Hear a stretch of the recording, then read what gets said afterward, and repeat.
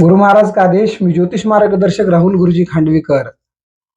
आपल्या स्वप्नामध्ये सतत साप येत असतील आणि आपल्याला साप आल्याच्या नंतर भीती वाटत असेल तर घाबरायची चिंता नाही. लक्षात ठेवा, आपला भाग्योदय आपला जवळ आला असं समजायचं आहे.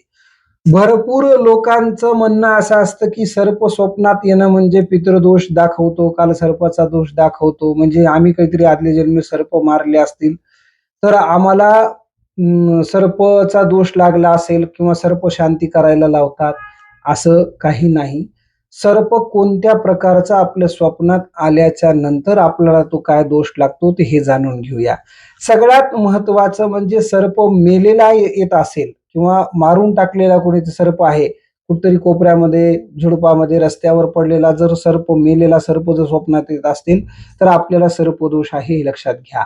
सर्प जर सतत आपल्या समोरून पळत असेल, सरळ जात असेल किंवा कुठे थांबला असेल किंवा फणीकडून थांबला असेल तर लक्षात ठेवा, आपला भाग्योदय जवळ आलेला आहे. त्यानंतर आपल्याला महादेवाच्या पिंडीवर म्हणा, महादेवाच्या मंदिराच्या बाहेर म्हणा किंवा आपल्या दरवाजामध्ये म्हणा किंवा आपल्या घरामध्ये म्हणा, असा जर सर्प कुठे बसलेला असेल किंवा जात असेल, असा स्वप्नामध्ये तो दिसत असेल तर लक्षात असू द्या, तिथं सुद्धा आपला भाग्योदयच आहे. असं समजायचं की आपण इतके वर्ष एखाद्या पीडा भोगलेली आहे आणि आता ती पीडा आपली मुक्त होत आहे. त्यासाठी सुंदर उपाय एक लक्षात घ्या, आपला भाग्योदय तिथूनच प्रारंभ चालू होईल ज्या दिवशी आपण हा उपाय करताल. आपल्याला हे सर्प सारखे स्वप्नात येत असतील तर हा उपाय आपण अवश्य करावा. एक चांदीचा सर्प करावा, सळसळता सर्प करावा, फणी काढलेला सर्प नको.